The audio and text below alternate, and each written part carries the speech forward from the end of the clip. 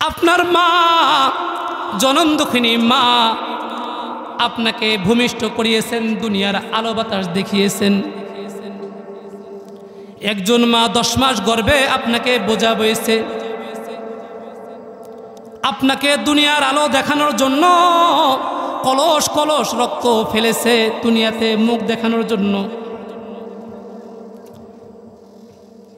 আপনার মার রক্তকে পানি করে দিয়ে আপনাকে দুগ্ধ পান করিয়েছেন। শুধু তাই নয়, যারা পিতা আছেন আমরা তো গাফেল, আমরা কোনো খোঁজ খবর রাখি না। আহারে মা কতটা কষ্ট করে। আপনি আমি ঘুমাইতেছি, নিধম ঘুমাইতেছি, কোনো হুঁশ নাই, এদিকে মা সন্তানের জন্য ছুটাছুটি করতেছেন। আমি নিজে সচক্ষে দেখেছি, আমি ঘুমাইতেছি, আমার কোনো হুঁশ নাই, কিন্তু আমার স্ত্রী সন্তান নিয়ে রাত্রে গভীরের মধ্যে সন্তানকে নিয়ে এ মাথা ও মাথা শুধু ছোটাছুটি করে সন্তানের জন্য, কান্না থামাতে পারে না। আহারে কি কষ্টটা করেছে। একদিন নয়, 2 দিন নয় রে গোলাম, এরকমভাবে 2 বছর 3 বছর নয়, 5 বছর নয়, তোমাকে এরকমভাবে তাদের হায়াতের জিন্দেগি শেষ হওয়া পর্যন্ত তোমাকে লালন পালন করিয়াছে। শুধু তাই নয়, স্ত্রীরা সন্তানকে ভূমিষ্ঠ দেওয়ার পূর্বে স্বামীর কাছে বাজি রেখেছ, গো পানের স্বামী, আমি যে সন্তানকে ভূমিষ্ঠ করাতে যাইতেছি হতে পারে আমি আর দুনিয়াতে ফিরবো না, আমি চলে যাব। হতে পারে এটা আপনার সাথে আমার শেষ দেখা, আর কোনোদিন আপনার সাথে আমার সাক্ষাৎ হবে না। ওগো পানের স্বামী, যদি ভুল ত্রুটি হয়ে থাকে আল্লাহর হস্তে ক্ষমা করে দিবেন। আজ আমি যেই কাজের সম্মুখীন হচ্ছি, যে বিষয়ের সম্মুখীন হচ্ছি, যদি আমার নিঃশ্বাস চলে যায়, ওগো পানের স্বামী আমাকে ভুলে যাবেন না। আপনার সাথে আমার এই দুনিয়াতে মুলাকাত না হলে কিয়ামতের ময়দানে জান্নাতে আল্লাহ তাআলা আপনাকে আমাকে মুলাকাত করাবেন। এইভাবে মারা আপনাকে আমাকে দুনিয়াতে প্রেরণ করার জন্য নিজের জীবনকে বাজি রেখেছে, কলস কলস রক্ত জমিনে ফেলিয়েছে শুধুমাত্র কেবলমাত্র আপনাকে আমাকে দুনিয়ার মুখ দেখানোর জন্য।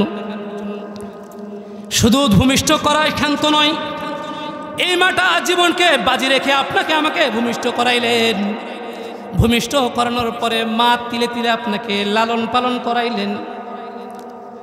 বারবার সন্তানের ক্যাথা নাড়াচাড়া করে, সন্তান পেশাব করে দিয়েছে নাকি পায়খানা করেছে নাকি বারবার সাফ করে দেয়।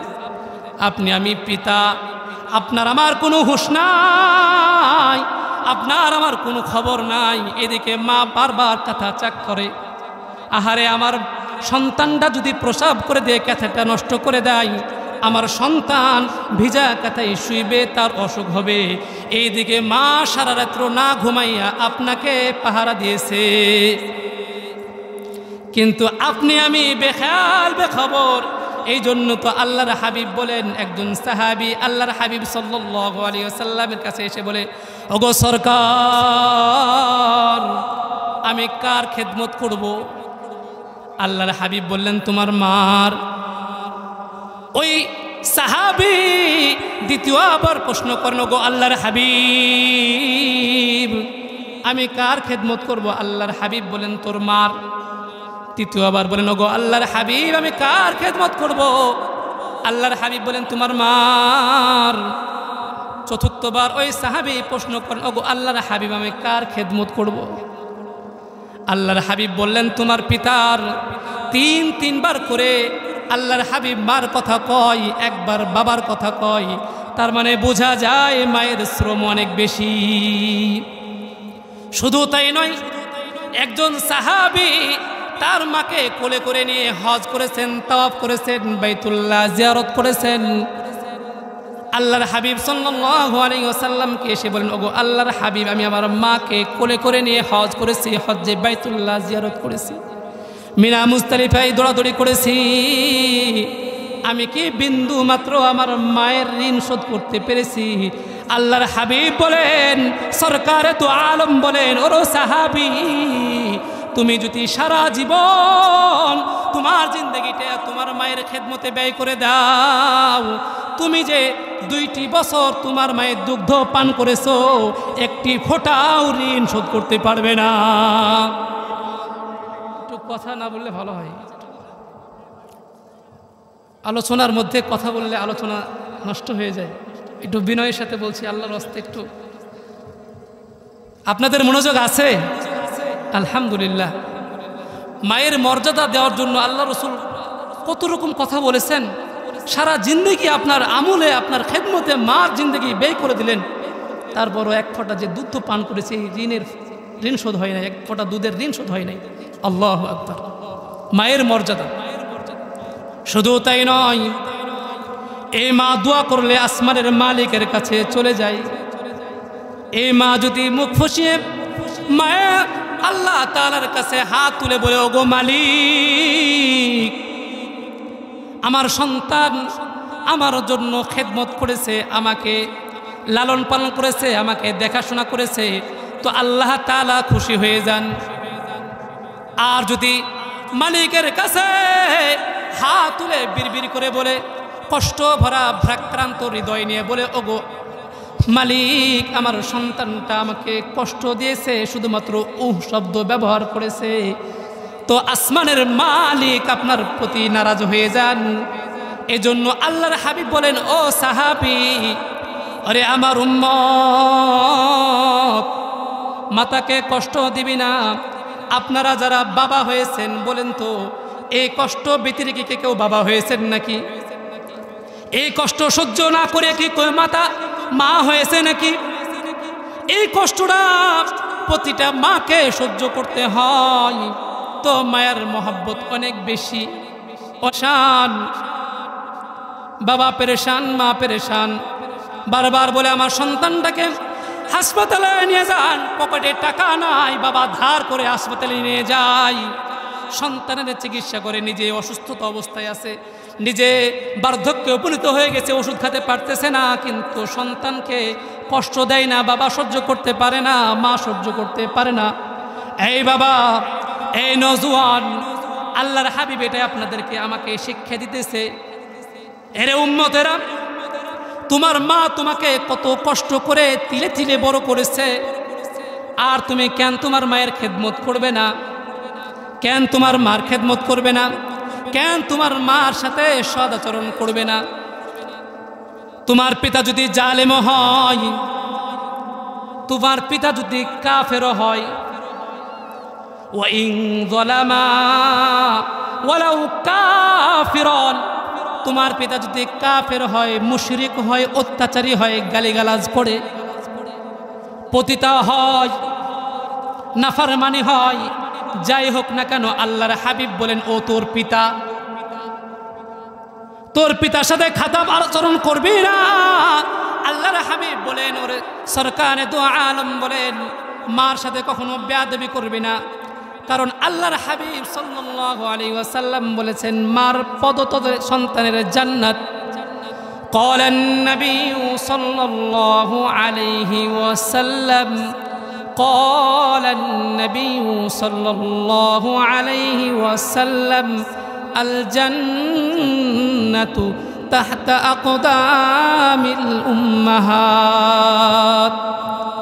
সরকারে দু আলম নবী বলেন, তুমি যদি তোমার মার খেদমত করতে পারো, তো তোমার মায়ের পদতলে তোমার জান্নাত রয়েছে।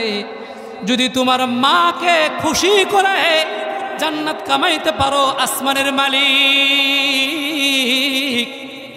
তিনি যদি খুশি হয়ে যান, আল্লাহর হাবিব বলেন, তোমার মার পদতলে তোমার জান্নাত। তুমি যদি তোমার মাকে কষ্ট দিয়ে ফেলো, তুমি তোমার জান্নাতকে হারিয়ে ফেললে। কারণ আল্লাহর হাবিব বলেন, রেজার রব্বি ফি রেজাল ওয়ালিদাইন, তোমার পিতামাতা খুশি তো আসমানের মালিক খুশি। আর তোমার পিতামাতা নারাজ, তোমার প্রতি অসন্তুষ্ট, তো আসমানের মালিকও তোমার প্রতি নারাজ। ওয়াসাখাতার রব্বি ফি সাখাতিল ওয়ালিদাইন, তুমি তোমার পিতাকে কষ্ট দিয়েছো, তুমি তোমার মাতাকে কষ্ট দিয়েছো, কেমন যেন তুমি আসমানের মালিককে কষ্ট দিয়েছো, তুমি তোমার জান্নাতকে হারিয়ে ফেলেছো। সম্মানিত মুআজ্জাজ মুহতারাম হাজিরিন, কথাগুলো ভালো করে অনুধাবন করবেন। একটু গভীরে চলে যাবেন। মা যদি আসমানের মালিকের কাছে বিড়বিড় করে আপনার জন্য দোয়া করেন, এই মার জবান দিয়ে বাড়ানোর কারণে আল্লাহ তাআলা ওই মার পেট থেকে আনোয়ার শাহ কাশ্মীর রহমাতুল্লাহি আলাইহি বের করেন। ওই মার পেট থেকে আনোয়ার শাহ কাশ্মীর রহমাতুল্লাহি আলাইহি বের করেন। ওই মার পেট থেকে হুসাইন আহমদ মাদানী রহমাতুল্লাহি আলাইহি বের করেন। মুজাদ্দিদে আলফে সানি রহমাতুল্লাহি আলাইহি বের করেন। আল্লামা মামুনুল হক রহমাতুল্লাহি আল্লামা আমুল হক হাফিজাহুল্লাহ বের করেন। আল্লামা শফি রহিমাহুল্লাহ তাআলা বের করেন। আর মা যদি অসন্তুষ্ট হয়ে যায়, ওই মার পেট থেকে তুমি সন্তান ভালো হবে না। তুমি যে জন্মদান করেছো, জন্মগ্রহণ করেছো, পৃথিবীতে এসেছো, তুমি তোমার নেক সন্তান হও নাই, তুমি মায়ের সুসন্তান হতে পারো নাই, তুমি তোমার মাকে কষ্ট দিয়েছো, তো আসমানের মালিক নারাজ হয়ে গেছে, তুমি তোমার মায়ের পদতলে জান্নাতকে হারিয়ে ফেলেছো। শুধু তাই নয়, মা যদি আপনার জন্য দোয়া করে ফেলেন, আসমানের মালিকের কাছে কবুল হয়ে যায়। যেমন ওয়াইসুল করনি রহমাতুল্লাহি আলাইহি সাহাবী হতে পারেন নাই মায়ের খেদমতের কারণে। ইরাকের বাসিন্দা ওয়াইসুল করনি যখন খবর পেলেন আল্লাহর হাবিব সাল্লাল্লাহু আলাইহি ওয়াসাল্লাম সরকারে দু আলম মদিনায় এসেছেন, তার দিলের মধ্যে অনেক তামান্না আল্লাহর হাবিব সাল্লাল্লাহু আলাইহি ওয়াসাল্লামের সাথে মুলাকাত করবেন। আল্লাহর হাবিব সাল্লাল্লাহু আলাইহি ওয়াসাল্লামকে চিঠি লিখলেন, ওগো সরকারে দু আলম, মনে বড় আশা আপনার সাথে সাক্ষাৎ করব গো নবী, কিন্তু আমি আমার মার খেদমতের কারণে আপনার কাছে আমি সাক্ষাৎ করতে পারতেছি না, আপনার কাছে আসতে পারতেছি না। আল্লাহর হাবিব সাল্লাল্লাহু আলাইহি ওয়াসাল্লাম সরকারে দু আলম নবী বলেন, আরে ওয়েস, তোমাকে আশা লাগবে না, আমি নবীর সাথে তোমার মুলাকাতের প্রয়োজন নাই। আমি নবীর সাথে মুলাকাতের চেয়ে তোমার মায়ের খেদমতটা বেশি দামি। আল্লাহু আকবার। আমি নবীর সাথে সরকার দু আলম নবীর চাইতে তোমার মার খেদমত করো, তোমার মার খেদমত করো, এই খেদমতটাই সবচেয়ে বড় দামি। আল্লাহর হাবিব বুঝাইলেন, যিনি সর্বশ্রেষ্ঠ নবী, ইমামুল মুরসালিন, খাতামুন নবিয়্যিন, যার আগে কেউ জান্নাতে প্রবেশ করবে না, সকল নবীদের ইমাম, তিনি এই কথা বলছেন, আরে ওয়েস, আমার সাথে মুলাকাতের চেয়ে তোমার মায়ের খেদমত করো। এই মার খেদমতের কারণে ওয়াইসুল করনি রহমাতুল্লাহি আলাইহি সাহাবী হতে পারলেন না, সাহাবীর মর্যাদা লাভ করতে পারলেন না। একজন সাহাবীর মর্যাদা কত বেশি! আল্লাহর হাবিব সরকার দু আলম বলেন, সারা পৃথিবীতে যত ওলি আউলিয়া, বুজুর্গ, পীর, মাশায়েখ, যত বুজুর্গ আছেন, সকলে যদি আপনার আমার জন্য দোয়া করে, আর মা যদি আপনার আমার জন্য দোয়া করে আসমানের মালিকের কাছে চলে যায়, আল্লাহর হাবিব বললেন, যত পীর, মাশায়েখ, বুজুর্গ আছে, তাদেরকে যদি এক পাল্লায় রাখা হয়, আর একজন গ্রাম্য সাহাবী, আদনা থেকে আদনা সাহাবী, তিনি এমন আমল করতে পারে নাই, এমন একজন গ্রাম্য সাহাবীকে যদি অপর পাল্লায় রাখা হয়, সরকারে দু আলম নবী বলেন, ওই আদনা সাহাবীর পাল্লাটাই ভারী হয়ে যাবে। সাহাবী কাকে বলা হয়? আল্লাহর হাবিব সরকারে দু আলম নবী বলেন, যে ব্যক্তি আমি আল্লাহর হাবিব সাল্লাল্লাহু আলাইহি ওয়াসাল্লামকে ঈমানের হালতে দেখবে এবং ঈমান অবস্থায় মৃত্যুবরণ করবে, সে হচ্ছে সাহাবী। মার খেদমতের কারণে ওয়াইসুল করনি রহমাতুল্লাহি আলাইহি সাহাবী হতে পারলেন না। তিনি যে খেদমত করেছেন ঠগেন নাই, মা দোয়া করেছেন। সরকারে দু আলম ইন্তেকালের পূর্বে খলিফাতুল মুসলিমিন উমর ইবনুল খাত্তাব রাদিয়াল্লাহু তাআলা আনহুকে বলে গেছেন, উমর, কারানের বাসী একজন আমার পাগল আছে ওয়েস নামে, সে কিন্তু আমার তালাশে মদিনায় আসবে। উমর, তুমি যদি পারো আমার ওয়েসের কাছ থেকে তুমি দোয়া লয়ো, কারণ মার খেদমত করেছেন, আসমানের মালিক তার উপর রাজি হয়ে গেছেন। মার খেদমত করেছেন, তার জবানটা পাক হয়ে গেছে, হাত তুলবে তো আসমানের মালিক তার দোয়া ফেরত দিবেন না। উমর রে, ওই আমার পাগল ওই যদি মদিনায় আসে তুমি তার কাছে দোয়া লইবে। এজন্য যখন ইকরান থেকে কোনো কাফেলা আসতো বারবার তিনি খোঁজ খবর নিতেন, ওই কাফেলার মধ্যে ওয়েস নামে কেউ আছেন নাকি। যখনই কোনো ইরান থেকে কোনো কাফেলা আসতো সঙ্গে সঙ্গে তিনি তালাশ করতেন, কেননা আল্লাহর হাবিব সাল্লাল্লাহু আলাইহি ওয়াসাল্লাম ইন্তেকালের পূর্বে বলে গেছেন, আমার পাগল আসবে ওয়েস নামে, তার অবকাঠামো এমন এমন হবে। আল্লাহ রসুল বলে গেছেন, আল্লাহ রসুল বলে গেছেন। হঠাৎ তার কাছে খবর আসলো এই ইরাক থেকে একটা কাফেলা এসেছে, ওয়েস নামে ব্যক্তি। খলিফাতুল মুসলিমিন উমর ইবনুল খাত্তাব রাদিয়াল্লাহু তাআলা আনহু দৌড় দিয়ে চলে গেছেন, তাকে জিজ্ঞেস করেছেন আপনার নাম কি, ওয়েস নাকি? তিনি বলেছেন জি। আল্লাহর হাবিব সাল্লাল্লাহু আলাইহি ওয়াসাল্লাম যে অবকাঠামো বলে গেছেন সেই গুণগুলো তার মধ্যে পেয়েছেন। সরকারে তো আলম নবী উমর ইবনুল খাত্তাব রাদিয়াল্লাহু তাআলা আনহুকে বলে গেছেন, উমর এই আমার পাগলরে পাইলে তুমি দোয়া লইও। উমর ইবনুল খাত্তাব রাদিয়াল্লাহু তাআলা আনহু দেখা মাত্রই বললেন, ভাই আপনি খাস করে আমার জন্য একটু দোয়া করেন। ওয়েস বলেন, আমি একজন সাধারণ মানুষ, আপনি খলিফাতুল মুসলিমিন, যিনি অর্ধ জাহান শাসন করেছেন, অঙ্গুলি হিলিয়া অর্ধ জাহান শাসন করেছেন। যার পরে আল্লাহর হাবিব বলেন, আমার পরে যদি কেউ নবী হতো এই উমরকে আল্লাহ তাআলা নবী বানাতো।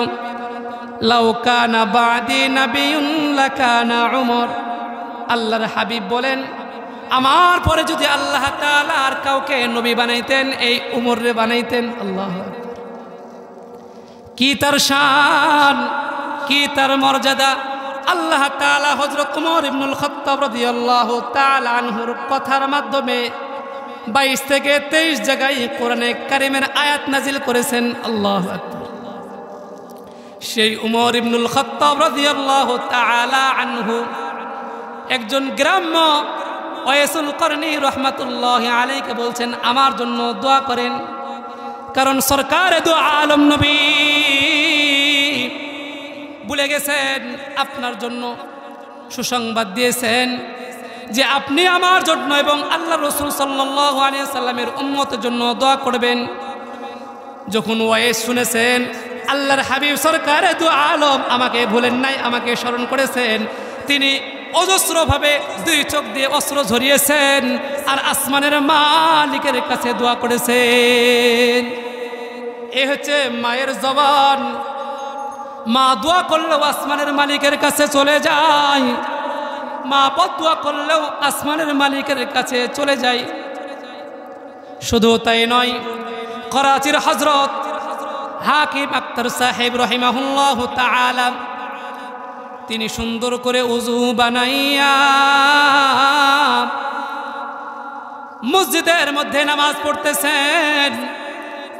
হঠাৎ একজন যুবককে দেখতেন সুন্দর করে নামাজ পড়তেছে, কিন্তু তার হাত কাপড় দিয়ে মোড়ানো, সুন্দর চমৎকার করে নামাজ পড়তেছে, কিন্তু সন্তানের হাত কেন কাপড় দিয়ে মোড়ানো?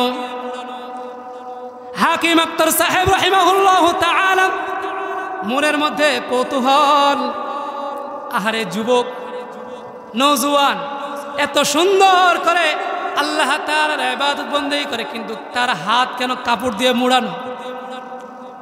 ওই যুবককে ডাকেন, এই যুবক, এই নওজোয়ান, এইদিকে ডাক দিয়েছেন, এসেছেন। বলে, বাবা তুমি বড় চমৎকার করে নামাজ পড়লে কিন্তু তোমার হাত কেন কাপড় দিয়ে মোড়ানো? ওই যুবক চোখের পানি ছেড়ে দিয়ে বলেন, ওগো ওলি আল্লাহ, আল্লাহর ওলি, এটার একটা লম্বা কাহিনী আছে, লম্বা ওয়াকিয়া আছে।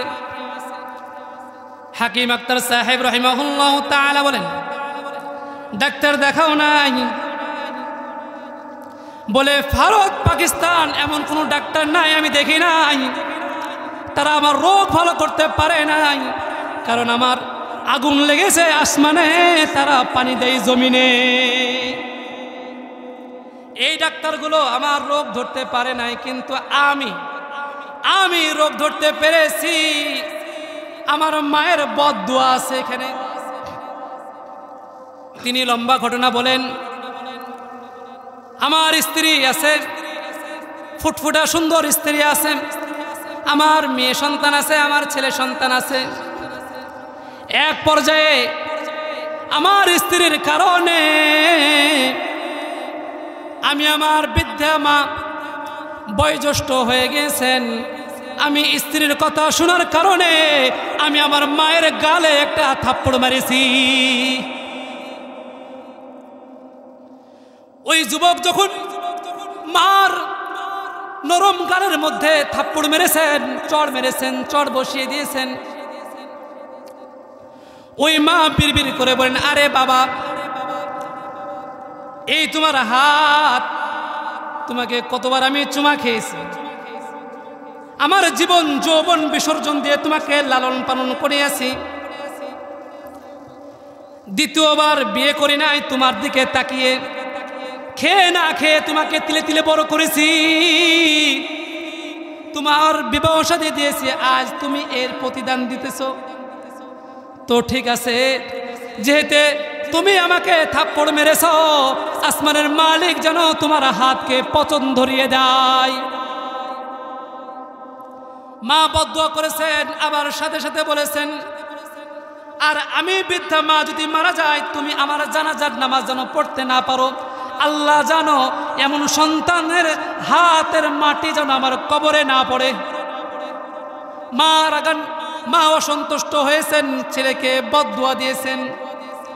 ওই ব্যক্তি বলেন, আমি অফিসে চাকরি করি, কিছুদিনের মধ্যে আমার হাত পচে যায়, দুর্গন্ধ সৃষ্টি হয়ে যায়, গ্রামের মানুষ আমাকে আর থাকতে দেয় না, আমাকে গ্রাম থেকে ঘাড় ধাক্কা দিয়ে বের করে দিয়েছেন। আমি কখনো এই গ্রামে, কখনো ওই গ্রামে, কখনো এই মসজিদে, কখনো ওই মসজিদে আমি এইভাবে ঘুরে বেড়াই, কেউ আমারে থাকতে জায়গা দেয় না। তিনি বলেন, শুধু তাই নয়, আমি সংবাদ পেলাম কিছুদিনের মধ্যে আমার মা ইন্তেকাল করেছেন। আমি বাসার পথে রওনা করেছি, কোনোদিন রাস্তাঘাটে জ্যাম লাগে না, কিন্তু আজকে হঠাৎ রাস্তাতে এত জ্যাম, অনেক লেটে পৌঁছাইছে। গ্রামের মানুষেরা বলে, বাবা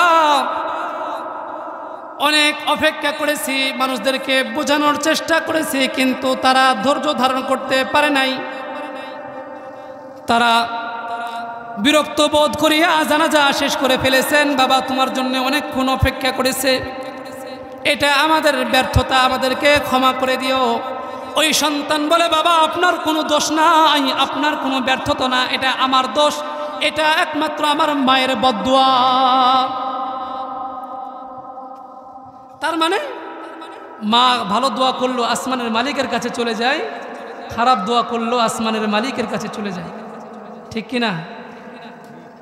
তাহলে আজ আপনি, আমি নওজোয়ান হয়েছি, আমরা কি শিশু ছিলাম না?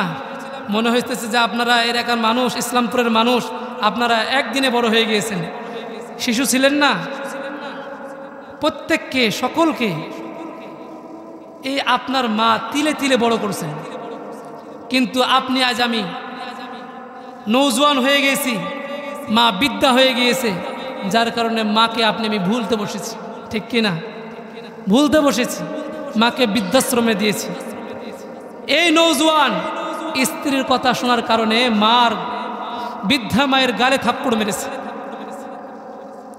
অথচ মা বলতেছেন তুমি এই হাত দিয়ে আমাকে আঘাত করলে বাবা, এই তোমার হাতে আমি কতবার চুমা খেয়েছি, আর তুমি শেষ বয়সে এসে আমাকে এই আঘাত করলে, এই প্রতিদান দিলে।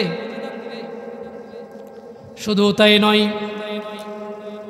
আসমানের মালিক যদি বেজার হয়ে যায়, দুনিয়ায় আপনি আমি ইবাদত বন্দেগী করতেছি, সব ব্যথা।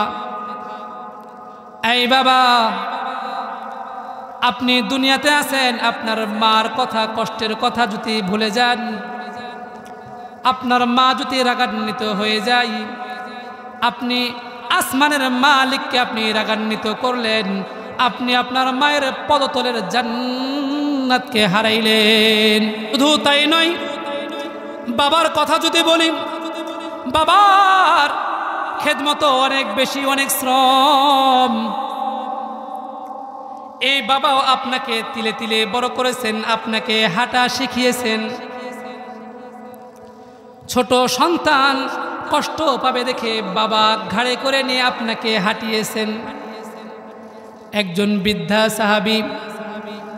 সাহাবী লাঠিতে ভর করে আল্লাহর হাবিব আমর ইবনুল আস রাদিয়াল্লাহু তাআলা আনহু হাদিস বর্ণনা করেন।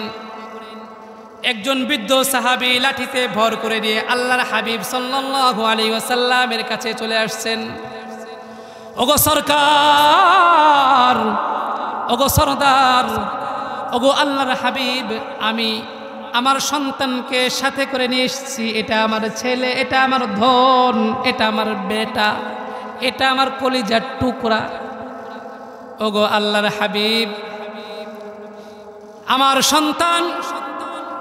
আমার সন্তানের ব্যাপারে একটি অভিযোগ করতে চাই, একটা শিকায়েত করতে চাই। ও যখন ছোট ছিল কোন নবী, ও ছিল দুর্বল, আমি ছিলাম সবল। ও ছিল ফকির, আর আমি বাবা ছিলাম ধনী। ওর পকেটে টাকা নাই, আমি বাবা আমার পকেট ভর্তি টাকা। ওই হেসে হেসে আমার পকেট থেকে টাকা বের করে নিয়ে খরচ করেছে, আমি মজা পেয়েছি, আমি হেসেছি। ওগো আল্লাহর হাবিব, ও ছোট সন্তান হাঁটলে তার কচি পা সেই ব্যথা পাবে, এই কথা ভেবে আমি বাবা তাকে কাঁধে করে নিয়ে এলাকা ঘুরিয়েছি। আমি তাকে তিলে তিলে বড় করেছি। আমি ঈদের দিনে নিজের পোশাক না কিনে আমি সন্তানকে পরিয়েছি। আমি অসুস্থ, নিজে ওষুধ না খাইয়া আমি আমার সন্তানের চিকিৎসা করিয়েছি। কিন্তু ঘটনা সম্পূর্ণ উল্টা। আমি এখন দুর্বল হয়ে পড়েছি গো আল্লাহর হাবিব। আমি জয়ীফ হয়ে গেছি, দুর্বল হয়ে গেছি, ও এখন সবল। আমি ফকির, আমার পকেটে টাকা নাই। ও নওজোয়ান, ওর পকেট ভর্তি টাকা। আমি ওর জন্য খরচ করেছি, কোনোদিন বিন্দুমাত্র কষ্ট পাই নাই। আমার সন্তান চেয়েছে, আমি মজা পেয়েছি, কিন্তু ও আমার জন্য টাকা ভাঙতে কষ্ট পাই গো আল্লাহর হাবিব। আমি ওকে সারা গ্রাম ঘুরিয়েছি, কিন্তু ও আমাকে এখানে আনতে কষ্ট পাই, বিরক্ত বোধ করে। ওগো আল্লাহর হাবিব, আপনি আমার কলিজার টুকরা সন্তানকে একটু নসিহা করেন। আল্লাহর হাবিব সরকারে দো আলম নবী বলেন, আই বাবা, আনতা মালুকা লিআবিকা, তুমি তোমার সম্পদ তোমার বাবার। তুমি যে নওজোয়ান হয়েছো, তুমি টাকা কামাইছো, এত বড় হয়েছো, তোমার বাবা রক্তকে পানি করে দিয়ে তোমাকে তিলে তিলে বড় করেছে। তোমার বাবা যদি তোমাকে এত কষ্ট মেহনত না করতো, তুমি টাকার মালিক হতে না, তুমি নওজোয়ান হতে না। এই বাবা, আনতা মালুকা লিআবিকা, তুমি তোমার সম্পদ তোমার পিতার। তার মানে আপনি আমি এখন নওজোয়ান, আপনার আমার পকেট ভর্তি টাকা, এটা আমার আপনার নয়, এটা আমার বাবার। আল্লাহর হাবিব বলেন, এই সন্তান, তোমার পকেট ভর্তি টাকা এটা তোমার নয়, এটা তোমার বাবার জন্য, এটার মালিক তোমার বাবা।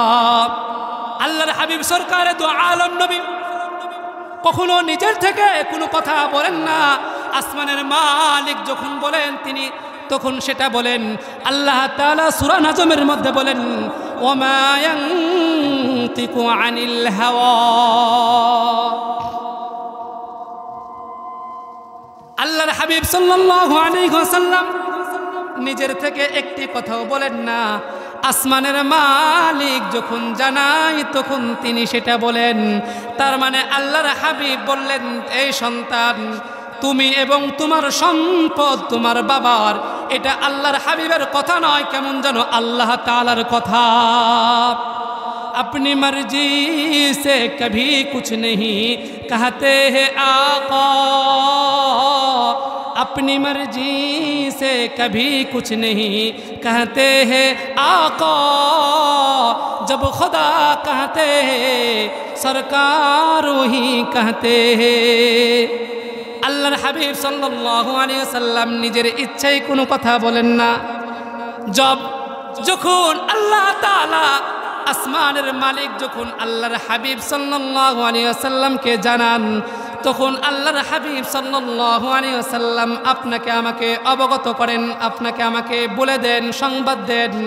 তার মানে কেমন যেন আসমানের মালিক বলতেছেন, এই সন্তান, তোমার পকেট ভর্তি টাকা, এটার মালিক তুমি নয়, কেমন যেন তোমার পিতা। তার মানে আপনি আমি নওজোয়ান, পকেট ভর্তি টাকা, স্ত্রী ছেলে সন্তানকে নিয়ে আরামায়েশ করতেছেন, এদিকে বৃদ্ধ বাবা মা অসুস্থতায় ভুগতেছে। এই যে বৃদ্ধ বাবাজি 80 ধর বয়স, অথচ পৃথিবীর ম্যাক্সিমাম সন্তানেরা এই পিতার দিকে ভ্রুক্ষেপ করে না। কথা কন ঠিক কিনা? আপনাদের নজর আছে না নাই?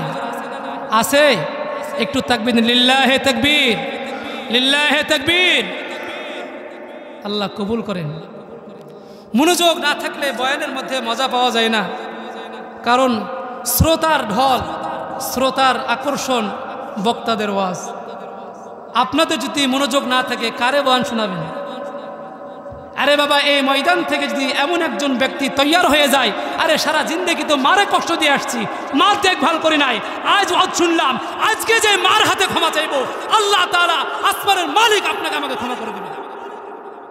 কিন্তু কোন যুবক আছেন মার কাছে ক্ষমা চাইবেন? বৃদ্ধা আমাকে গ্রামে ফেলিয়ে রেখেছেন, আপনি শহরে এসে আয়েশ আরাম করতেছেন, নিজের সন্তানের জন্য ব্যয় করতেছেন, স্ত্রীর জন্য ব্যয় করতেছেন। বৃদ্ধা বাবার জন্য কতটুকু ব্যয় করেছেন? বৃদ্ধা মার জন্য ক টাকা ব্যয় করেছেন? কই বেলা খোঁজ খবর নিয়েছেন? আপনারা নিজেকে প্রশ্ন করেন। এই জন্যই আল্লাহ তাআলা বলেন, ওয়াকাদা রাব্বুকা আল্লা তা'বুদু ইল্লা ইয়াহু ওয়া বিল ওয়ালিদাইনি ইহসানা।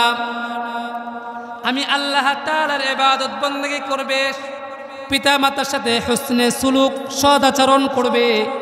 কিভাবে সদ আচরণ করবে? আল্লাহর হাবিব বলেছেন, তুমি যে তোমার স্ত্রীর জন্য কিছু কেনাকাটা করতেছো, তোমার সন্তানের জন্য কেনাকাটা করতেছো, নিজের স্ত্রীর জন্য ফলমূল কিনতেছো, খাবার কিনতেছো, সন্তানের জন্য কিনতেছো, তুমি লক্ষ্য রাখো, আমার বাড়িতে আমার একটা বৃদ্ধ বাবা আছে অথবা একজন বৃদ্ধা মা আছে, তুমিও তাদের জন্য কিছু ক্রয় করো, তাদের জন্য একটি লুঙ্গি কিনে দাও, একটি পাঞ্জাবি বানিয়ে দাও, বাবার ওষুধ খাওয়ার জন্য 500 টাকা 1000 টাকা দেখভাল করো, দাও। দেখবা বাপ তোমার প্রতি খুশি হয়ে যাবে, মা তোমার প্রতি খুশি হয়ে যাবে। তারা কেমন যেন বিড়বিড় করে আসমানের মালিকের কাছে তোমার জন্য দোয়া করবে। আল্লাহর হাবিব সরকারে দু আলম নবী বলেন, তুমি যদি মার জন্য কিছু খরচ করতে পারো, এটা তোমার জন্য ইহসান হবে। তুমি যদি বাবার জন্য কিছু খরচ করতে পারো, এটা তোমার জন্য খেদমত হয়ে যাবে। আল্লাহর হাবিব সরকারে দু আলম নবী বলেন, এই বাবা, তোমার মার খেদমত করলে আসমানের মালিক রাজি হয়ে যাবে, খুশি হয়ে যাবে। আর তোমার জন্য খুশি হওয়ার একমাত্র সময় হচ্ছে এখনই। যদি তোমার মার চোখটা বন্ধ হয়ে যায়, তোমার বাবার চক্ষুটা বন্ধ হয়ে যায়, তুমি শেষ, তুমি আর খেদমত করতে পারবে না। এমনও সন্তান এখানে আছে, উপস্থিত আছে, এমনও বাবা আছে বৃদ্ধ বয়স হয়ে গেছে, বাবা মাকে হারিয়ে ফেলেছে। এমনও নওজোয়ান এখানে বসে আছেন যে শিশু অবস্থায় মাকে হারিয়েছে, বাবাকে হারিয়েছে। এই বাবা যারা পিতাকে মাতাকে হারিয়ে ফেলেছেন, নিজের হাতে কবরস্থ করেছেন, নিজের হাতে মাটি দিয়ে ওই কবরস্থানে মাকে শয়িত করেছেন, শুয়ে রেখেছেন। বাবাকে ভোলা যাবে না, মাকে ভোলা যাবে না। প্রতিদিন না হলেও সপ্তাহে একবার, সপ্তাহে না হলেও মাসেও বাবাকে স্মরণ করতে হবে। মাঝে মাঝে কবরে যাইবেন। ওই বাবার অবদান হচ্ছে তুমি আজ এই পর্যন্ত এসেছো, এটা বাবার অবদান, তোমার মায়ের অবদান। আর তুমি টাকা পেয়ে, বাড়ি বিলাসবহুল বাড়ি পেয়ে তোমার পিতাকে ভুলে গেছো, তোমার মাকে ভুলে গেছো। তোমার বাবা মা নারাজ তো আসমানের মালিক নারাজ। বনু তামিম গোত্রের একজন নওজোয়ান আল্লাহর হাবিবের সাহাবী সরকারে দো আলম নবীর কাছে এসে বলেন, ওগো আল্লাহর হাবিব, বৃদ্ধ বয়সে আমার পিতামাতা দুইজন অন্ধকার কবরে চলে গিয়েছে। আমি তখন ছিলাম নওজোয়ান, আমি আমার পিতামাতার জন্য কিছু করতে পারি নাই, আমি কামাই শিখি নাই। আমার তখন টাকা পয়সা ছিল না যে একটা ভালো ডাক্তার দেখাবো, পিতামাতার চিকিৎসা করাবো। আমি এমনও দেখেছি আমার পিতাকে দিন এনেছে, দিন খেয়েছি, কখনো কাজে যাননি তো উপাস থেকেছি। এমনও দিন দেখেছি আমার মা নিজের খাবারটা না খেয়ে আমাকে খাওয়াইছে সরকার। এখন আমার অনেক টাকা, আমার পিতামাতা যদি বেঁচে থাকতো, আমার মাকে আমি একটা ভালো ডাক্তার দেখাতে পারতাম, ভালো চিকিৎসা করতে পারতাম। কিন্তু দুনিয়ায় আমার মা নাই, আমার বাবা নাই, সকলে অন্ধকার কবরে চলে গেছে গো আল্লাহর হাবিব। এখন আমার পকেট ভর্তি টাকা, আমি যদি চাই আমার পিতামাতার কবরে খেদমত পৌঁছাতে পারবো কিনা? সরকারে দো আলম নবী বলেন, এই বাবা, তুমি যদি 5টি কাজ করতে পারো, দুনিয়াতে থেকেও তুমি তোমার পিতামাতার খেদমত করতে পারবে। কয়টি কাজ? কয়টি কাজ? মনোযোগ আছে? ইসলামপুরের মানুষ মনোযোগ আছে? আর কিছুক্ষণ চলবে? বসে থাকতে পারবেন নাকি উঠে যাবেন? সারা রাত? ফজরের নামাজ কখন পড়বেন?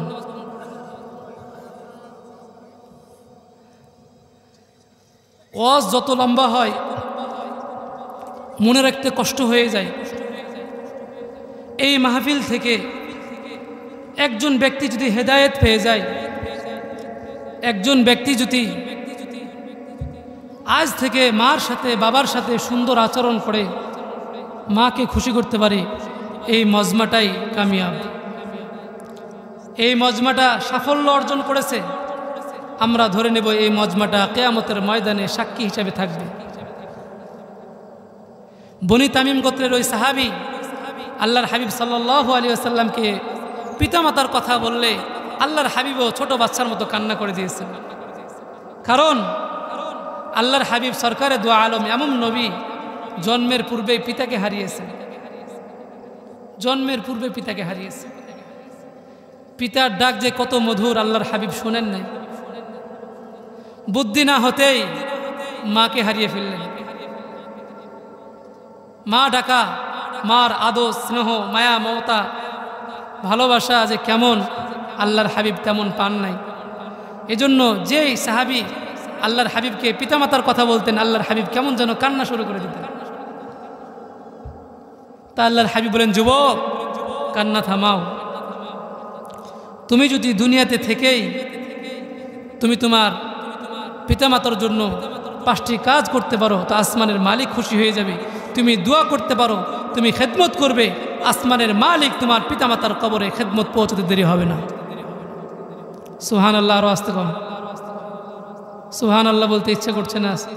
ইসলামপুরের মানুষ, হাদিসের মধ্যে আছে মান ক্বালা সুবহানাল্লাহ, মান ক্বালা সুবহানাল্লাহি মাররাতান ওয়াহিদা, যে ব্যক্তি একবার সুবহানাল্লাহ বলবে তামলাউ মা বাইনাস সামাই ওয়াল আরদ, আসমান এবং জমিনের মাঝে যত ফাঁকা জায়গাগুলো আছে আল্লাহ তাআলা সবগুলোকে, এই সমস্ত ফাঁকা জায়গাগুলোকে নেক দ্বারা ভরপুর করিয়ে দিবেন। শুধু তাই নয়, একবার সুবহানাল্লাহ বললে জান্নাতের মধ্যে একটি ফল গাছ তৈরি হয়ে যায়। এই ফল গাছটার ছায়া কেমন হবে? আল্লাহর হাবিব বলেন, আরবের একটি তেজি ঘোড়া যদি ওই ছায়া দৌড়াতে শুরু করে 500 বছর যদি দৌড়ায় ওই গাছের ছায়া শেষ করতে পারবে না। এই যে সুবহানাল্লাহ বললেন, একটা জান্নাতের মধ্যে গাছ লেগে গেছে। আবার সুবহানাল্লাহ বললে জান্নাতের মধ্যে আরেকটা গাছ লেগে গেছে। এইভাবে যতবার সুবহানাল্লাহ বললেন জান্নাতের মধ্যে প্রতিবার সুবহানাল্লাহর বিনিময়ে একটি করে গাছ তৈরি হচ্ছে। এই জন্য দিনই মাজালিসে এসেছেন, কিছু কামাই করে নিয়ে যাবেন নাকি বক্তা হাসাতে পারলো কিনা, বক্তা কান্না করতে পারলো কিনা, বক্তা জোকারি করতে পারলো কিনা, এটা দেখার বিষয় নেই বাবা। যদি একটি কথা আপনার অন্তরে লেগে যায় আর আপনি যদি এটা আমল করতে পারেন, আসমানের মালিককে খুশি করতে পারেন, আপনি আপনার মায়ের পদতলে জান্নাতের বাসিন্দা হয়ে যাবেন। এই যে সুবহানাল্লাহ বললেন, জান্নাতের মধ্যে আরেকটি গাছ লেগে গেছে। এইভাবে প্রতিনিয়ত যদি সুবহানাল্লাহ, আলহামদুলিল্লাহ, আল্লাহু আকবার বলতে থাকেন, তাহলে প্রতিবার সুবহানাল্লাহ বলার দ্বারা আল্লাহ তাআলা কেমন জানো জান্নাতের মধ্যে আপনার ঘরটাকে ফল ফলাদি গাছ দিয়ে সুবিন্যস্ত করে দিবেন। আপনার বাড়ির সামনে যদি একটি পুকুর থাকে, একটি নালা থাকে, আর চারি সাইডে যদি ফল বৃক্ষ থাকে, আর সেই ফল বৃক্ষগুলো যদি ঝুলে থাকে, তাহলে কিরকম পরিবেশ হবে বলেন? মনোরম পরিবেশ লাগবে কিনা? আপনি সুবহানাল্লাহ বলবেন তো আল্লাহ তাআলা জান্নাতের ওই ঘরটাকে কেমন যেন এরকম ভাবে সুবিন্যস্ত করে দিবেন। সম্মানিত মুআজ্জাজ মুহতারাম হাজিরিন, এই বনু তামিম গোত্রের ওই যুবক যখন আল্লাহর হাবিব সাল্লাল্লাহু আলাইহি ওয়াসাল্লামকে দরখাস্ত করলেন, ওগো সরকার, ওগো সরদার, আমি নওজোয়ান হয়েছি, আমার পকেট ভর্তি টাকা, কিন্তু আফসোস আমার মা দুনিয়াতে বেঁচে নাই, আমার বাবাও দুনিয়াতে বেঁচে নাই। আমি যদি খেদমত করি আমার পিতামাতার রুহের মাগফিরাতে খেদমত পৌঁছাতে পারবো কিনা? আল্লাহর হাবিব সরকার দো আলম নবী বলেন, আরে নওজোয়ান, তুমি যদি দুনিয়াতে 5টি কাজ করতে পারো, তুমি তোমার খেদমত যদি করতে পারো, আসমানের মালিক তোমার পিতার কবরে খেদমত পৌঁছে দিবে। আমরা এই 5টি কথা শুনে যাব তো ইনশাল্লাহ? আপনারা সকলে উঠতে শুরু করেছেন, আমি কিন্তু মোনাজাত করে দেব। মানুষ উঠতে থাকলে মনোযোগ নষ্ট হয়ে যায়, কারণ আমি আগে বলেছি আমি মুসাফির। দোয়া করলে আল্লাহ তাআলা অবশ্যই দোয়া কবুল করবেন, এই বিশ্বাস আমাদের আছে। আবু দাউদের বর্ণনা যে আল্লাহর হাবিব সাল্লাল্লাহু আলাইহি ওয়াসাল্লাম বলেছেন, মুসাফিরের দোয়া কখনো ফেরত দেবেন না। এই যে মুরব্বী দাড়ি পেকে গেছে, আল্লাহর কাছে দোয়া করবে, আসমানের মালিক ফেরত দিবেন না, লজ্জা পান। এদের দোয়া ফেরত দিতে লজ্জা পান। সরকারে দোয়া আলম নবী বলেন, দুনিয়াতে থেকে, এটা আমার শেষ আলোচনা, আপনাদের মনোযোগ নষ্ট হয়ে যাচ্ছে, আমি এই 5টি কথা বলে শেষ করে দেবো ইনশাআল্লাহ। সরকারে দোয়া আলম বলেন, 5টি কাজ করবি তো তুই তোর মার কবরে খেদমত পৌঁছাতে পারবি ইনশাআল্লাহ। এক নম্বর আল্লাহর হাবিব সাল্লাল্লাহু আলাইহি ওয়াসাল্লাম বলেন, সরকারে দু আলম নবী বলেন, এ যুবক, তুমি যদি 5টি কাজ করতে পারো তো তুমি দুনিয়াতে থেকে তোমার মার কবরে তুমি খেদমত পৌঁছাতে পারবে। তুমি যদি তোমার পিতাকেও না পাও, তুমি দুনিয়াতে থেকে সম্ভব তোমার মার কবরে তুমি খেদমত পৌঁছাতে পারবে। আল্লাহর হাবিব সাল্লাল্লাহু আলাইহি ওয়াসাল্লাম 1 নম্বরে বলেন, আসসালাতু লাহুমা, তুমি তোমার পিতামাতার জন্য বেশি বেশি করে দোয়া করবে। শুধু তাই নয়, আমি যে আয়াতে কারিমা তেলাওয়াত করেছি, স্বয়ং আল্লাহ তাআলার কথা সূরা বানী ইসরাঈলের মধ্যে আল্লাহ তাআলা 24 নম্বর আয়াতের মধ্যে বলেন, ওয়াকুর রব্বিরহামহুমা কামা রব্বায়ানি সগীরা। সকলে পড়েন, রব্বিরহামহুমা কামা রব্বায়ানি সগীরা। কেমন যেন আল্লাহ তাআলা দোয়া শিখাইতেছেন। আল্লাহ তাআলা কমপ্লিট দোয়া আপনার আমার জন্য শিখিয়ে দিয়েছেন, বলে দিয়েছেন কিভাবে পিতামাতার কবরে খেদমত পৌঁছাবেন। আল্লাহ তাআলা তার কোরআনে কারিমের মধ্যে সেই ব্যবস্থা করে দিয়েছেন। এই যুবক, এই বাবা, এই দোয়া যদি আপনি আমি করতে পারি, আসমানের মালিক বলে তুই এই দোয়া পড়বি, তো আমি আসমানের মালিক আল্লাহ তাআলা তোর পিতামাতার কবরে খেদমত পৌঁছাতে দেরি করব না। আমাদের সমাজে এই মাজালিসে এমনও ব্যক্তি আছে যে নিজের সন্তানকে নিজে কবরস্থ করেছে, নিজের কলিজার টুকরা সন্তানকে মাটি চাপা দিয়েছে, কবরস্থ করেছে। সরকারে দু আলম নবী তার কলিজার টুকরা সন্তানদেরকে বাল্য অবস্থায় দাফন করেছেন, নিজ হাতে কবর দিয়েছেন।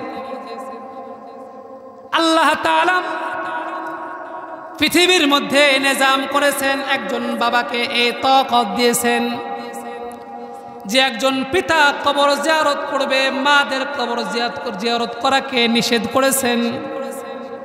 কারণ একজন পিতার এই ক্ষমতা আছে, এই কুওয়াত আছে, এই শক্তি আছে যে নিজের সন্তানকে দাফন করে সেই কবর থেকে উঠে যেতে পারে।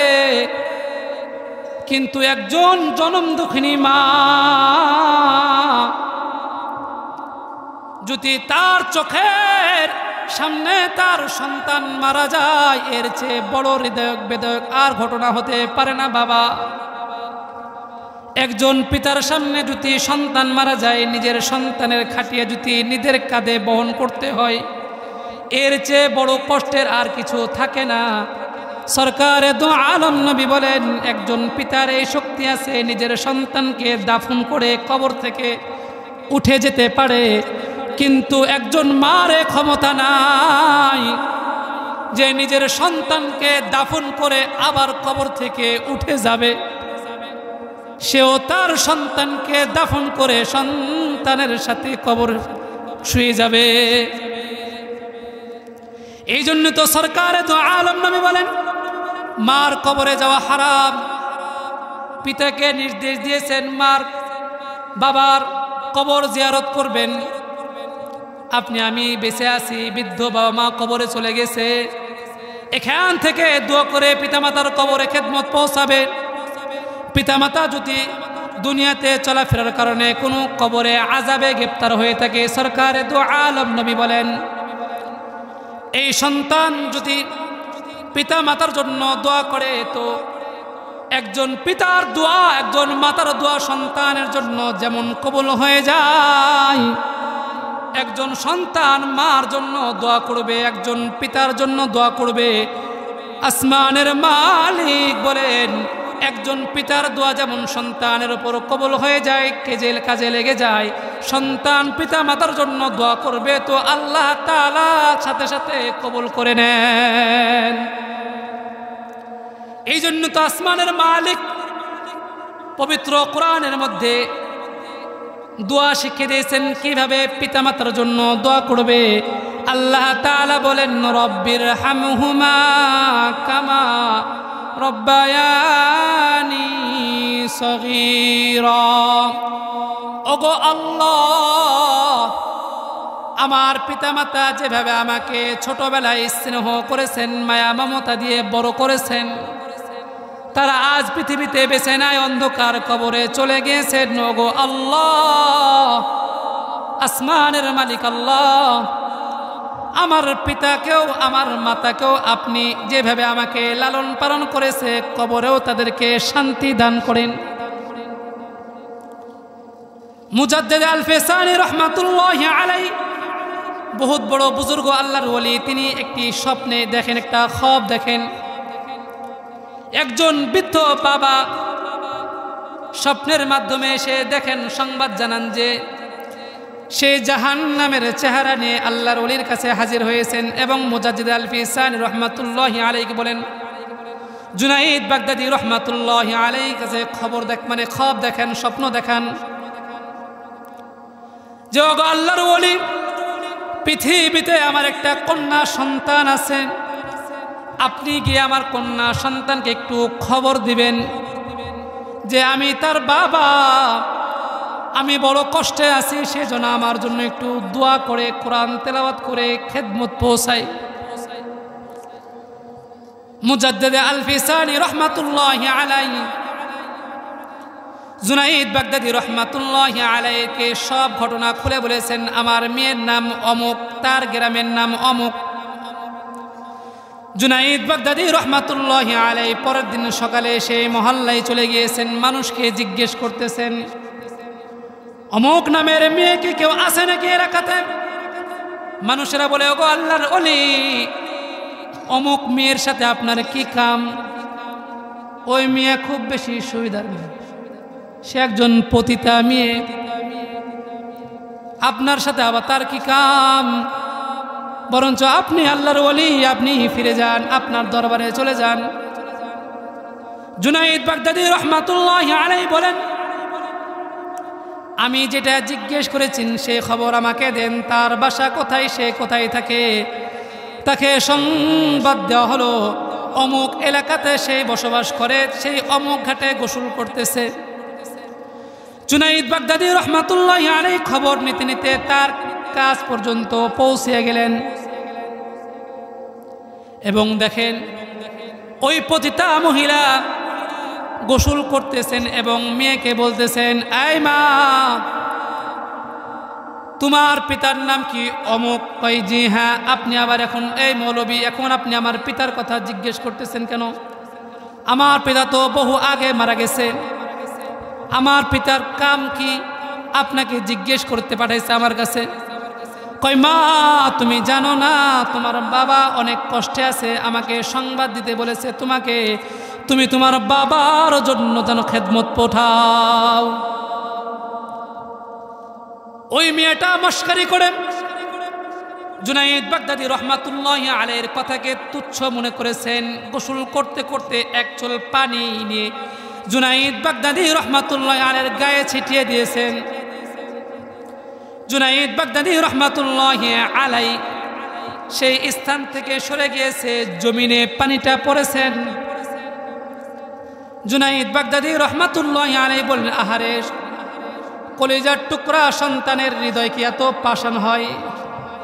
তার বাবা কত কষ্টে আছে, বাবার জন্য দোয়া করবে তো সেই মস্কারি করতেছে। অথচ আল্লাহর হাবিব সাল্লাল্লাহু আলাইহি ওয়াসাল্লাম বললেন, ইদা আযনাবা যামবাল আবদু নুকিতাত ফি কলবিহি নুকতাতু সাউদা। আল্লাহর হাবিব সাল্লাল্লাহু আলাইহি ওয়াসাল্লাম সরকারে দু আলম বলেন, মানুষ যদি একটি গুনাহ করে তার হৃদয়ের মধ্যে একটি দাগ পড়ে যায়, আবার আরেকটা গুনাহ করলে আরো একটি দাগ পড়ে যায়, এইভাবে গুনাহ করতে করতে হৃদয়টা সাদা, হৃদয়টা কালো হয়ে যায়। তো মানুষের হৃদয় কি এত পছন্দ ধরেছে, এত প্রাসান হয়ে গেছে, বাবার জন্য একটু দোয়া আসে না? জুনাইদ বাগদাদি রহমাতুল্লাহি আলাইহি চলে এসেছেন। তিনি পরের দিন আবার খ্বাব দেখেন কালকের সেই যুবক আর জাহান্নামের চেহারা নিয়ে জুনাইদ বাগদাদী রহমাতুল্লাহি আলাইহির কাছে হাজির হন নাই। তিনি কেমন যেন জান্নাতের চেহারা নিয়ে জুনাইদ বাগদাদী রহমাতুল্লাহি আলাইহির কাছে উপস্থিত। হযরত জুনাইদ বাগদাদী রহমাতুল্লাহি আলাইহি বলেছেন, এই ভাই, আপনার মেয়ে তো আপনার জন্য কোনো দোয়া করে নাই, আপনার জন্য কোরআন তেলাওয়াত করে নাই। আপনার হৃদয়, আপনার এই চেহারা কিভাবে পরিবর্তন হলো? আসমানের মালিক কিভাবে আপনাকে এই স্থানে পাঠাইলেন? তিনি বলেন, আল্লাহর ওলি, আপনি যে আমার মেয়েকে দোয়া করতে বলেছিলেন, আমার মেয়ে যে ঘাড় থেকে পানি ছিটাইছিল, আপনি দিয়ে থাকে, তুমি তোমার বাপ হয়ে ক্ষমা চাইবেন। আয় চাচা, বাবা থাকতে আপনি আসতেন, এখন আসেন না। আসেন চাচা, বসেন, এক কাপ চা খেয়ে যান। মার বান্ধবী যদি থাকে, মার বান্ধবীর সাথে সুসম্পর্ক বজায় রাখবেন, একটি কাপড় কিনে দিবেন, একবেলা খানা খাওয়াবেন। ওই মার বান্ধবীর কাছে, ওই মার বোনের কাছে, খালার কাছে দোয়া চাইবেন। আমার মার জন্য একটু দোয়া করবেন, আমার বাবার জন্য একটু দোয়া করবেন। আপনারা যদি দোয়া করেন, আসমানের মালিক খুশি হয়ে আমার পিতা মাতাকে মাফ করে দিবেন। সম্মানিত মুআজ্জাজ মুহতারাম হাজিরিন, 3 নম্বর, ওয়াইনফাযু উউদিহিমা মিন বা'দিহিমা। পিতামাতা যদি কিছু ঋণ করে যায়, এই ঋণটা আপনি আমি সন্তান হিসাবে দায়িত্ব পিতার ঋণটা পরিশোধ করা। এই বাবা, এই নওজোয়ান, আপনাদেরকেই বলতেছি, আপনার পিতা আপনাকে মানুষ করেছেন, আজকে আপনার পকেট ভর্তি টাকা আছে, কিন্তু আপনার পিতামাতা কবরে চলে গেছে, তারা এখন অসহায় হয়ে গেছে। আপনি আমি যদি পিতার ঋণটা পরিশোধ করতে পারি, পিতা কবরে শান্তি পাবে। কারণ সরকার দু আলম নবী বলেন, একজন ব্যক্তি যদি ঋণ করে যায়, আসমানের মালিক তাকে, সেই নামাজ না পড়লে, রোজা না রাখলে, হজ না করলে, যাকাত না দিলে, আসমানের মালিক তাকে ক্ষমা করতে পারে। কিন্তু একজন ব্যক্তি যদি ঋণ করে যায়, ঋণ পরিশোধ না করে কবরে চলে যায়, আল্লাহ তাআলা ওই ব্যক্তির ঋণকে তাকে ক্ষমা করবেন না। কারণ এটা হুকুকুল ইবাদ, এটা হচ্ছে বান্দার হক। আপনি যদি সন্তান হয়েও যদি এই পিতার ঋণ পরিশোধ না করে, আপনি কেমন সন্তান? এই নওজোয়ান, এই বাবা, আপনাদের প্রতি উদারত আহ্বান, আপনার পিতা মাতা যদি কোনো ঋণ করে যায়, আপনি সন্তান হিসাবে আপনার পিতার ঋণকে আপনি পরিশোধ করে দিবেন। আসমানের মালিক খুশি হয়ে আপনার পিতা মাতার কবরকে জান্নাতের টুকরা বানিয়ে দিবে। সম্মানিত মুআজ্জাজ মুহতারাম হাজিরিন, 3 নম্বর, 4 নম্বরে আল্লাহর হাবিব সাল্লাল্লাহু আলাইহি ওয়াসাল্লাম বললেন, সালাতুর রহমি, আত্মীয়তার সম্পর্কে সুসম্পর্ক বজায় রাখবে, আত্মীয়তার সম্পর্ক ঠিক রাখবে। আজ দুনিয়াতে দেখলে দেখা যায়, ভাইয়ের সাথে ভাইয়ের সম্পর্ক নাই, বোনের সাথে ভাইয়ের সম্পর্ক নাই, ছেলের সাথে বাবার সম্পর্ক নাই, মেয়ের সাথে ফুফুর সম্পর্ক নাই। আত্মীয়তার বন্ধন হারিয়ে যাওয়ার কারণে আজ আমাদের এই হালত। অথচ আল্লাহর হাবিব সরকার দু আলম নবী বলেন, কোনো ব্যক্তি যদি তার হায়াতকে বৃদ্ধি করতে চায়, জীবিকা নির্বাহ করতে চায়, তার রিজিকের মধ্যে বারাকা করতে চায়, ওয়াসাআত করতে চায়, সেই জন্য সিলাতুর রহমি, আত্মীয়তার সম্পর্ক বজায় রাখে। এই বাবা, আপনার পিতা মারা গেছেন, আপনার ভাই আছে, আপনার পিতা আছে, আপনার চাচা আছে, তার চাচা আছে, আপনার ফুফু আছে, আপনার ফুফা আছে, তাদের সাথে সুসম্পর্ক বজায় রাখবেন। আল্লাহর হাবিব সরকার দু আলম নবী বলেন, আপনি যদি সুসম্পর্ক বজায় রাখতে পারেন, তাহলে আসমানের মালিক আপনার পিতার প্রতি সন্তুষ্ট হয়ে যাবেন। 5 নম্বরে আল্লাহর হাবিব সাল্লাল্লাহু আলাইহি ওয়াসাল্লাম বলেন, ওয়া ইকরামু সাদিকিহিমা, আপনি আপনার ওই চাচাদেরকে আপনি সম্মান করবেন। বাবা যেভাবে তাদের সাথে সুসম্পর্ক বজায় রেখেছেন, বাবার বন্ধু ছিল, একসাথে উঠা বসা করতো, একসাথে নামাজ পড়তো। বাবা আজ নাই, সাথী হারা হয়ে গেছে, আপনি সন্তান বেঁচে আছেন, আপনি ওই আপনার বাবার বন্ধুর সাথে সুসম্পর্ক বজায় রাখবেন। সরকারে দু আলম নবী বলেন, আপনি যদি তার সাথে সুসম্পর্ক বজায় রাখতে পারেন, আসমানের মালিক আপনার পিতাকে ক্ষমা করে দিবেন। কিন্তু বর্তমান সমাজে আমাদের হৃদয়টা কঠোর, আমি যে আপনাদেরকে নসিহা করতেছি হয়তো অনেকে হৃদয়ের মধ্যে গাঁথতেছে না কথাগুলো, এক কান দিয়ে শুনে আর এক কান দিয়ে বের করে দিয়েছেন। বাবা যে কার সেই হজের ময়দানে ছিলেন, হয়তো একটু হৃদয়ের মধ্যে করা দিয়েছিল, কিন্তু এখন আর ভালো লাগতেছে না। হুজুরের কাজ হুজুরের বকে গেল, শ্রোতার কাজ শুধু শ্রোতারা শোনায় গেল, এটা কাজ নয় বাবা। প্রত্যেকটা কথা যদি আপনি আমল করতে পারেন, আপনার জীবনে ফিট করতে পারেন, আমি মনে করি আজকের মাহফিল আল্লাহ তাআলা কামিয়াবি দান করবে। সম্মানিত মুআজ্জাজ মুহতারাম হাজরিন, রাত ওরও অনেক গভীর হয়ে গেছে, আপনারাও ধীরে ধীরে উঠে চলে যাইতেছেন। ইচ্ছে ছিল অনেক লম্বা আলোচনা করা, কিন্তু অনেক রাত্রে উঠাইছেন। আমি কয়েকটা কথা বলার চেষ্টা করলাম। সমাজে শান্তি আজ হারিয়ে গেছে সুসম্পর্ক না থাকার কারণে। শান্তি যদি পেতে চাই কোরআনের আইন চালু করতে হবে। শান্তি যদি পেতে চায় কোরআনের আইন চালু করতে হবে। কোরআনের আইন চালু করলে এই বাংলাদেশ থেকে নাস্তিক মুরতাদ বেঈমানেরা মাথা গুটিয়ে পালাতে দিশা পাবেন ইনশাআল্লাহ। কোরআনের আইন চালু করতে হবে। সামনে নির্বাচন আসছে, এই নির্বাচনে আপনার মেধাকে খাটিয়ে ভোট দিতে হবে, যাকে তাকে ভোট দেওয়া যাবে না। মুসলমান,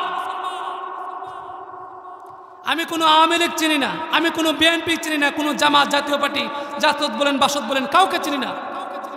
আল্লাহ তাআলা আপনাকে মেধা দিয়েছেন, আপনার একটা ভোট আমানত, আপনি একটি ভোট আমানত। আপনি এমন একজন ব্যক্তিকে ভোট দিবেন যার দ্বারা ইসলামের কাজ হয়। এই ভোটের কারণে যদি আপনি একজনকে উপরে তুলে দেন, জয়যুক্ত করেন, সেই যদি বেআইনি কাজ করে ইসলামের বিরুদ্ধে কথা বলে আপনার আমল নামে একটি করে গুনাহ যাবে। আর যদি আপনার ভোটের বিনিময়ে সে জয়যুক্ত হয়,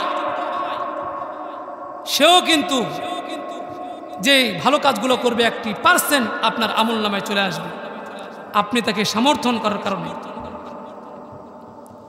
আজ আমাদের সমাজটা সুশৃঙ্খল হওয়া কথা ছিল, উশৃঙ্খলে ভরে গেছে। কিছু নাস্তিক মুরতাদ বেঈমানেরা ভরে গেছে, যার কারণে শান্তি আর নাই বাংলাদেশে, শান্তি উড়ে গেছে। আপনারা হয়তো ভাবছেন এই তরুণ বক্তা ছোট ব্যক্তি আর কি বলতে পারে। আসলে আমাদের সমাজে ভরে গেছে ভাইরাল বক্তা। ভাইরালের নামে আমাদের বাদলা করে দিয়েছে। আপনারা মনে করেন যে হুজুরে আসছে, হুজুরে কি কথা বলছে। বাবা, আমি ছোট মানুষ, এলেম কালাম তেমন নেই, চেষ্টা করি। শুধু এখানে নতুন না, বিভিন্ন জায়গাতে প্রোগ্রাম করি, আলহামদুলিল্লাহ। দোয়া রাখবেন, আমি কারো মতো না, আমি আমার মতো। চেষ্টা করি নিজেকে নম্র রাখার, চেষ্টা করি নিজেকে দুনিয়ার ফিতনা ফাসাদ থেকে বাঁচি। আপনারাও যদি তাওহীদ জনতা আজ থেকে উদ্যোগ নেন, আজ থেকে আমি নিজে ভালো হয়ে যাব। আপনি যদি এই উদ্যোগ নিতে পারেন, ইসলামপুরবাসী আজ থেকে যদি এই উদ্যোগ নিতে পারেন, আমার দ্বারা কোনো ব্যক্তি কষ্ট পাবে না। ওই ভাই যদি উদ্যোগ নেন, আমার দ্বারা কেউ কষ্ট পাবে না। এই উশৃঙ্খল সমাজ যা সুশৃঙ্খলে পরিণত হবে ইনশাআল্লাহ। সম্মানিত মুআজ্জাজ মুহতারাম হাজরিন, আজ আমরা বেকুফ। একটা কথা মনে পড়ে গেল। আল্লাহর হাবিব সাল্লাল্লাহু আলাইহি ওয়াসাল্লাম বলেছিলেন যে যখন তুমি দেখবে দুনিয়া ফিতনা ফাসাদে ভরে গেছে, মারামারি কাটাকাটি হানাহানি ভরে গেছে, তখন তুমি মরে যাও, মানে তোমার মৌত হয়ে গেলেও ভালো। বাদিরু সিত্তাম, তুমি মরে যাও 6টা জিনিস, 6টা কাজ, 6টা আমল প্রকাশ হওয়ার পূর্বে। তার মানে আজ সমাজে দৃষ্টিপাত করলে দেখা যায় যে সমস্ত চেয়ারে যোগ্য ব্যক্তিরা বসার কথা ছিল, ওই সমস্ত চেয়ারে অযোগ্যরা বসে গেছে। এমপি হোক, মন্ত্রী হোক, চেয়ারম্যান হোক, মেয়র হোক, যে হোক না কেন, আজ শিক্ষিত মানুষের বসার কথা ছিল, অযোগ্যরা ভরে গেছে। শক্তির বলে, টাকার জোরে, ক্ষমতার বলে, গোষ্ঠীর জোরে তারা আজ জায়গায় জায়গায় চেয়ারের উনাই কানাই ভরে গেছে। আজ যোগ্য ব্যক্তিরা না বসতে পেরে অযোগ্যরা ভক্তি পেরে অযোগ্যরা বসে যাওয়ার কারণে ইসলামের উপকার থেকে ক্ষতি হচ্ছে বেশি। কথা কন ঠিক কিনা মুসলমান? এজন্য ইসলামের পাশে তাওহীদ জনতা আপনাদেরকে বলতে চাই, এখান থেকে শিক্ষা অর্জন করেন, এখান থেকে শিক্ষা নেন। আজ থেকে, এখন থেকে, এই মুহূর্তে আমরা প্রত্যেকে উদ্যোগ নিব। এখন থেকে আমরা উদ্যোগ নিব, ইসলামের পক্ষে কাজ করব। যদি আপনি আমি কোরআনের আইন শাসন করতে পারি, কোরআনের আইন দিয়ে দেশ পরিচালনা করতে পারি, কোনো নাস্তিক মুরতাদ বেঈমান এই দেশে জায়গা পাবে না ইনশাআল্লাহ।